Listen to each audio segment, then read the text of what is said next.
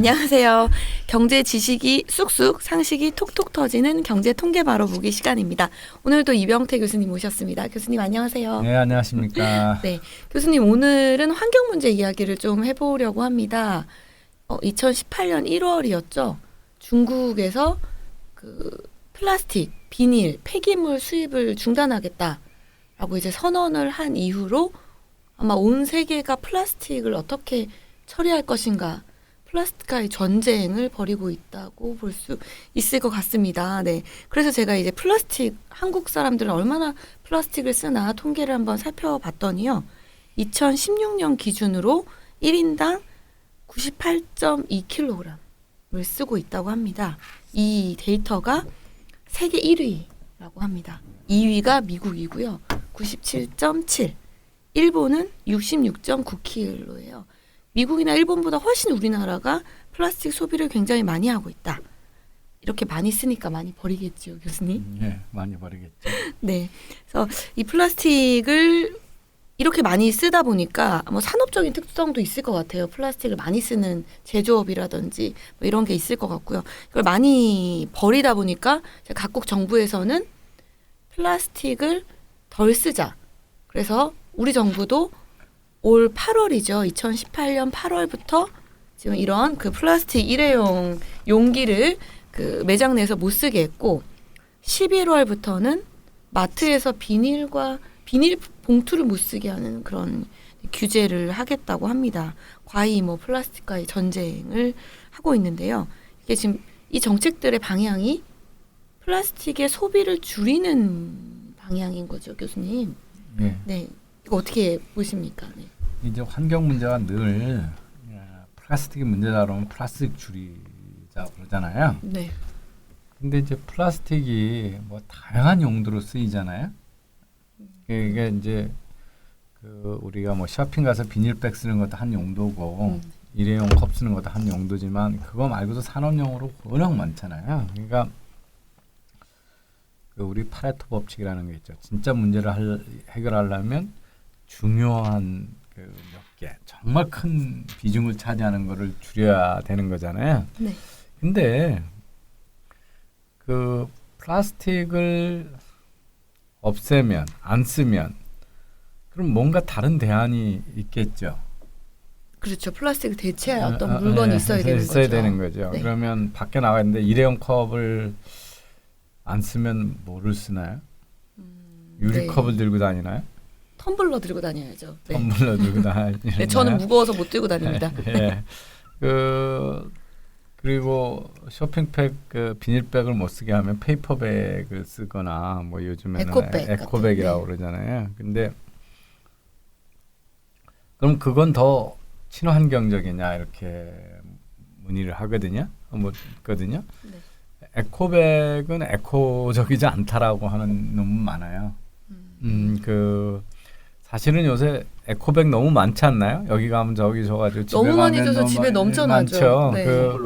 네. 그게 결국 저기 친환경적이지 않다라고 하는 게 많고 종이가 과연 더 좋은 거냐? 이게 이제 우리가 그 환경의 영향을 다 추적하기가 무지 어렵잖아요. 종이가 새 펄프로 전부 만드는 거 아니거든요.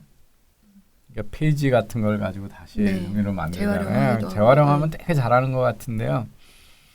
그 종이에는 어마어마하게 많은 이물질들이 있잖아요. 그 재활용하려면 어마어마한 화학 처리를 해요. 표백을 해서 이제 깨끗하게 해야 되니까. 그래서 화학을 처리를 해서 화학 물질 같은 것들이 제대로 잘 그 관리가 되냐 뭐 이런 것부터 시작해가지고 이 어떤 눈에 보이는 거 하나를 지웠다고 해서 그게 반드시 친환경적인 결과를 냈느냐. 이 환경이라고 하는 거를 뭘로 보느냐.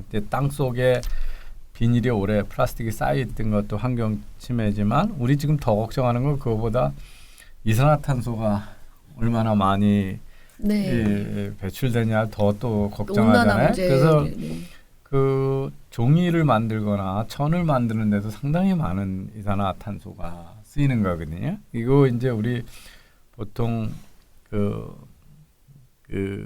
그런 그 환경에 뭐 풋프린트라고 그래가지고 얼마나 많은 그 과정 속에서 많은 환경적인 환경적으로 뭐 에너지를 얼마나 많이 쓰고 CO2 배출을 얼마나 하고 이런 걸 추적하면 거의 추적이 불가능해요. 그래서 과연 플라스틱 없애는 게 어떤 환경에 도움이 되는 거냐. 그걸 극단적으로 몰고 가면 모든 소비를 안 해야 그렇죠. 네. 환경에 좋은 것처럼들 얘기하잖아요. 그래서 플라스틱이 없었다면 어떤 일이 일어났을까 이렇게 생각을 해보면요. 사실은 플라스틱이 없었으면 산림 자원이 하나도 안 남아났었을 거예요.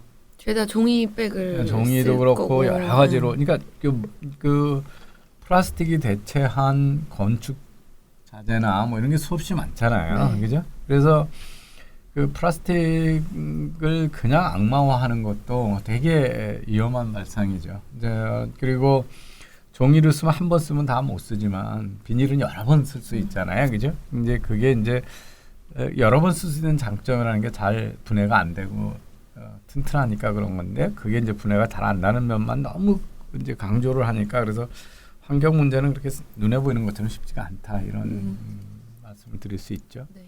근데 흔히 이제 뭐 1997년도에 뭐 어떤 그 선수가 발견했다고 하죠. 하와이 근처에 있는 그 플라스틱 섬. 그리고 또 환경 플라스틱 오염하면 이제 생각나는 게 거북이 콧구멍에 빨대가 꽂힌거나 고래 뱃속에 비닐이 들어있었다던가 이런 극단적인 화면들을 강조를 하면서 자꾸 사람들에게 죄책감을 강요하는 것 같아요. 그러니까 이 플라스틱을 쓰면 저 동물들을 해치겠지. 뭐 이런 계속 이렇게 공포감을 언론에서 계속 주고 있는 게 아닌가 하는 생각입니다. 실제 이 바다에 떠 있는 플라스틱들. 뭐 하여튼 플라스틱 아일랜드가 뭐 제주도에 몇 배 된다 뭐 이런 이야기들 많이 하고요. 태평양 섬에 잘 알려져 있고 해양 오염과 좀 많이 지목을 받습니다. 근데 그거를 샘플을 이렇게 채취해 가지고요. 어디서 이 플라스틱들 그러니까 쓰레기 섬이 만들어지나. 근데 이제 놀랍게도 한 50% 60%들은 그물이나 버려진 그물이나 어업 도구들이에요. 그러니까 어부들이 쓰다가 그냥 바다에 던지고 가는 버리거나 또는 뭐 풍랑이 있어서 휩쓸리기도 하고 찢어지기도 하고 뭐 그런 거죠. 그래서 그 반 이상 60% 가까이는 어업에서 발생하는 거라고 그래요. 이게 지상에서 발생하는 쓰레기가 아니고. 네. 그다음에 그걸 이제 나라별로 어디서 오는가를 이제 거기를 이렇게 상표나 뭐 라벨이 붙어 있잖아요. 글자들도 있고 그죠. 그래가지고 보면 후진국에 그러니까 이 쓰레기 처리하는 시스템이 발달하지 않은 10대 강 중에 대부분이 중국 이런 데서 흘러내려오는 강이에요. 그래서 강에 한 그 10개 큰 강들이 있잖아요. 거기서 흘러내려가는 거에 전체의 90몇 %가 돼요. 그러니까 사실은 지상에서 쓰는 양으로 따지면 미국하고 이제 한국 이런 나라가 되게 많은데 바다로 흘러들이는 양은 한국이나 미국은 거의 없어요. 그러니까 우리는 사용하는 게 문제가 아니라 쓰레기 분리 처리하는 그 시스템이 문제고 시민들이 그런 것들을 따라주느냐 하는 게 문제고 그래서 이제 저도 기억에 우리 어렸을 때는 놀러 가고 그래도 그냥 개울물에다 모든 걸 다 버렸거든요. 네. 아 그러셨군요. 예, 그러니까 저는 지금보다 훨씬 청정했을 것 같은데 아니에요. 지금이 우리나라 산들이나 개울이 훨씬 깨끗해요. 왜냐하면 저희 어렸을 때는 산에 가면 꼭 거기서 밥을 해 먹고 삼겹살을 구워 먹어야 되는 거였고 그 설거지를 다 개울물에서 했어요.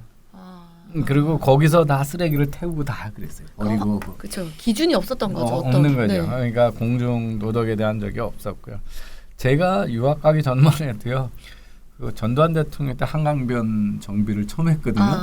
그래가지고 한강변에 이제 사람들이 가서 놀 수 있는 공간이 생겼죠. 그래서 잠실 가면 그 나루 있잖아요. 나루 거기 거기 주말이면 다 몰려 나와서 삼겹살 구워 먹는 게 일이었어요. 먼지 뿌옇고 막 그런 데도 거기서 다 넣고 거기서 막 쓰레기가 날리고 그랬었거든요. 그래서 그런 것들이 이제 사회가 발전하고 정부도 돈이 생기고 뭐 우리가 세금을 많이 내고 그러면서 쓰레기 분리를 수거할 수 있는 능력들이 사회적으로 생기면 그게 자연으로 가는 양이 확 줄죠. 물론 이제 소각을 해야 되고 매립도 하고 매립도 네. 해야 되고 그렇죠.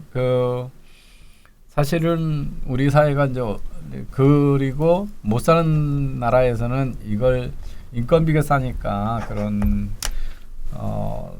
그 버려진 폐기물들을 사가지고 다 잘 재처리를 해서 재활용하고 중국이 그 수요를 많이 감당해줬던 인건비가 거예요. 싸고 그러니까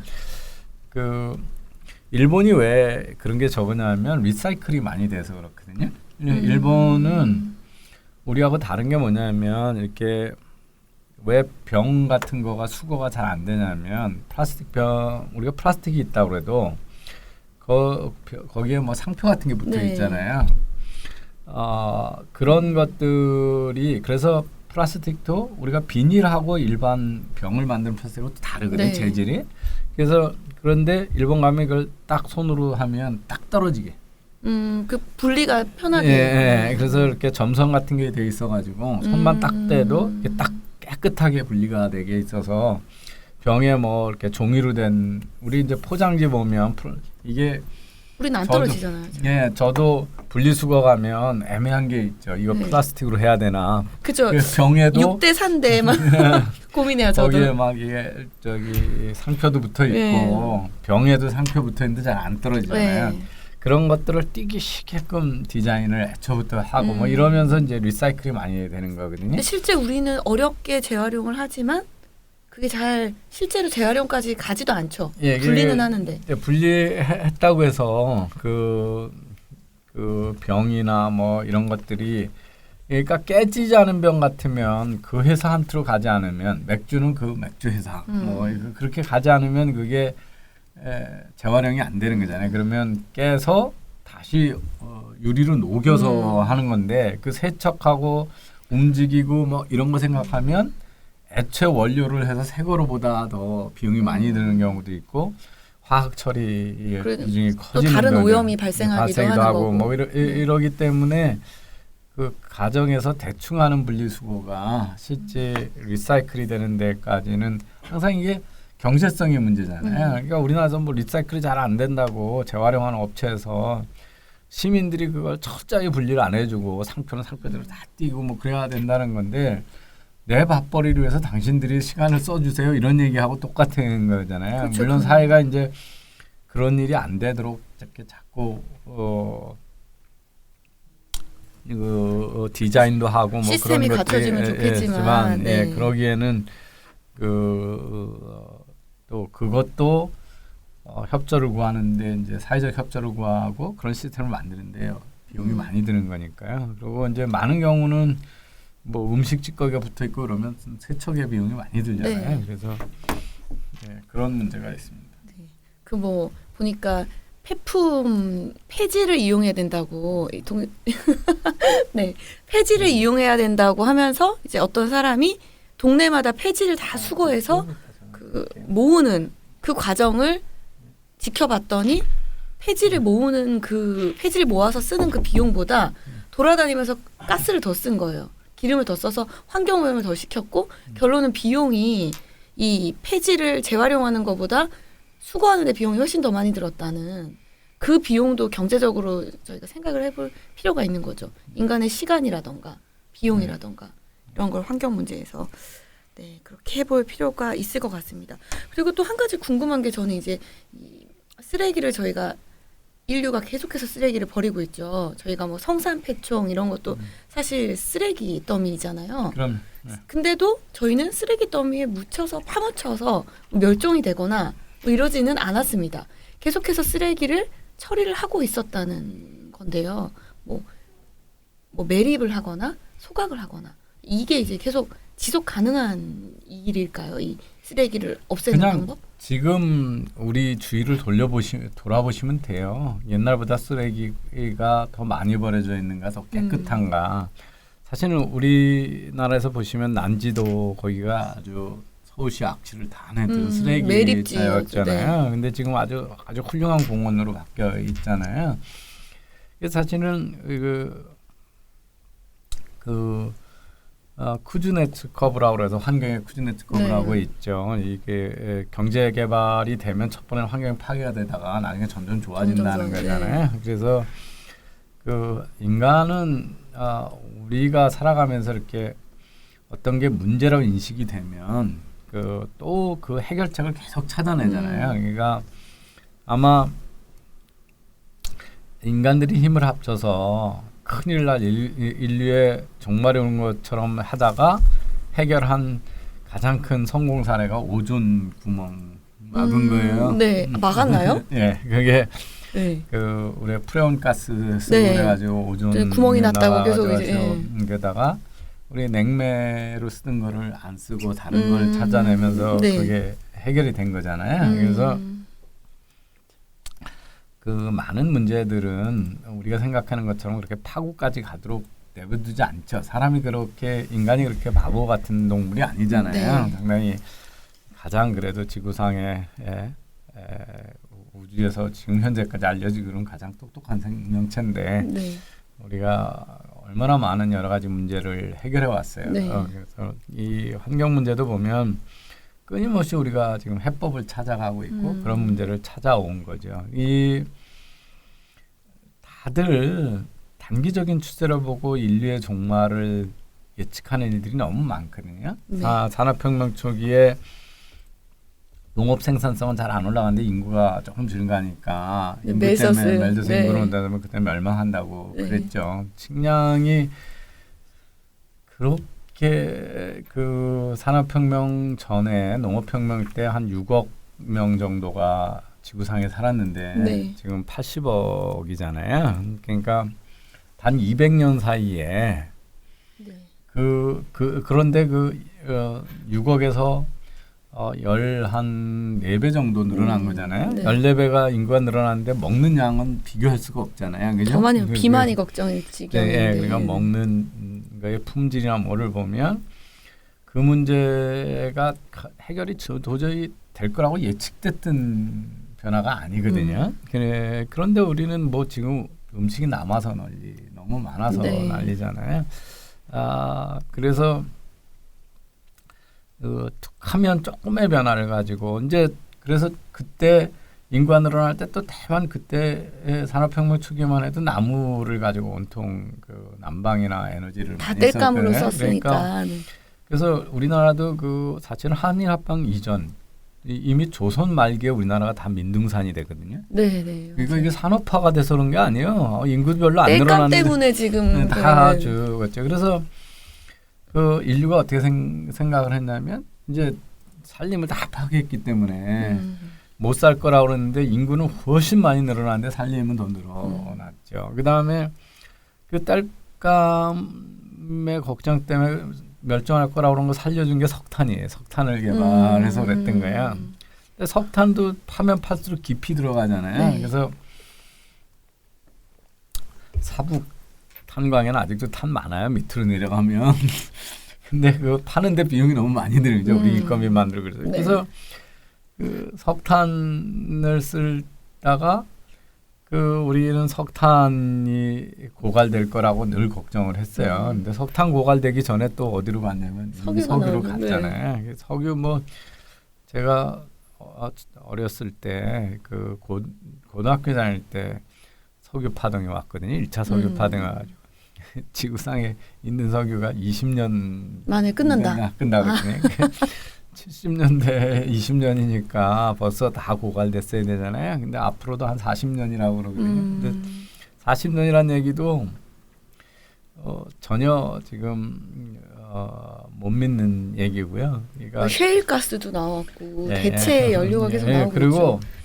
그게 이제 20년 남았다고 했던 얘기가 뭐냐면 그때 기술로 팔 수 있는 석유량이 그런 거죠. 그렇죠. 지금까지 확인된 양이 20년 남은 거기다가 거고. 네. 그때 비용이나 경제성을 가지고 팔 수 있는 양이 그때는 다 석유는 지구에서 가까운 대륙봉에서만 파는 거로 돼 있었어요. 그래서 그러니까 수심이 뭐 몇백 미터 있는 그런 데만 팔 수가 있었는데 지금은 뭐 그냥 심해를 파서 뒤지니까 그 뭐 오대양이 얼마나 넓어요.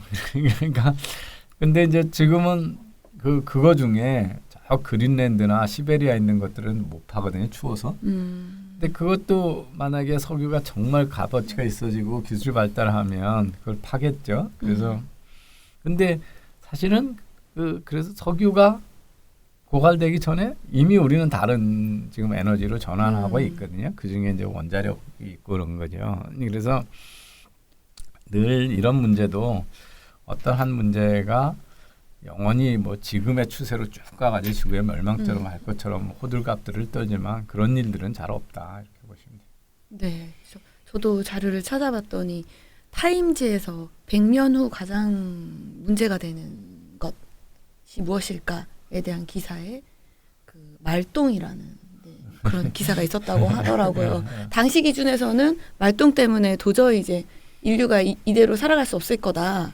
런던에 네. 런던 타임즈에서도 똑같은 얘기를 했었어요. 이대로 가면 런던 시내의 길거리에 말똥이 네, 6피트, 그러니까 1m 80cm가 쌓일 거다. 네, 사람이 다닐 수가 없잖아요. 말똥이 네. 1m 80이 되면. 그래서 뭐 다들 걱정을 하고 그랬었죠. 그래서 제가 자주 인용하는 건데 포드 자동차가 그 자동차 혁명을 가져와 가지고 중산층이 자동차 쓰면서 마차가 없어졌을 때 그 월스트리트나 미국의 잡지들이 드디어 공해 문제가 해결됐다고 네. 자동차 나왔을 때 그렇죠. 쌍수를 들고 환영을 했었거든요. 말똥이 사라졌으니까. 말똥, 네. 말 없는 마차가 나온 거죠. 그래서 네, 그러니까 아마 먼 미래에 보면 이 플라스틱 때문에 온 지구가 플라스틱 쓰레기로 덮일 거다라는 아마 그 이야기는 아마 이렇게 먼 후손들을 이렇게 웃으면서 이야기하지 않을까. 이런. 그러면 그게 눈에 보이게 정확하게 우리한테 위협이 되면 인류가 그 해결을 최우선으로 삼죠. 그죠? 지금은 그럴 거라고 하는 그냥 막연한 거 직접적인 위협으로 안 느껴지니까 그렇게 되고 뭐 그 해상 동물들이 뭐 플라스틱에 오염되고 그러지만 우리가 전에보다 더 그 깨끗한 음식을 먹냐, 더 오염된 음식을 먹냐 이렇게 물어보시면 돼요. 네, 늘 인류나 인간에게는 위기는 있지만 그거를 늘 기회로 삼아서 늘 뭔가 해결을 해오지 않았나. 네. 이런 자료도 제가 페이스북에 소개해드린 적이 있는데요. 인류가 먹는 그 해산물, 음식의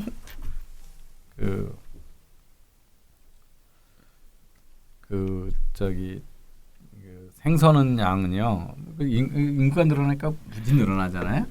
근데서 바다에서 잡는 수산물의 양은 예나 지금이나 변화가 별로 없어요. 왜냐하면 늘어나는 공간을 다 양식을 하거든요. 양식을 하니까 만약에 저런 오염 문제가 있어도 오염으로부터 자유로운 수산물을 생산하는 거죠. 먹을 수 있게. 네. 예, 먹을 수 있는 통제된 환경에서 하는 거죠. 우리 농산물이나 식품이 안전해지는 이유가 다 그런 거거든요. 그래서 마치 뭐가 이렇게 그러니까 전에보다 훨씬 덜 잡는 거죠. 우리가 지금. 그러니까 뭐 고래 같은 것들은 어마어마하게 늘어났잖아요. 그래서 그런 차이를 볼 수가 있습니다. 네, 환경 문제를 좀 더 긍정적으로 바라볼 필요가 있을 것 같습니다. 교수님 오늘 말씀 감사합니다. 예.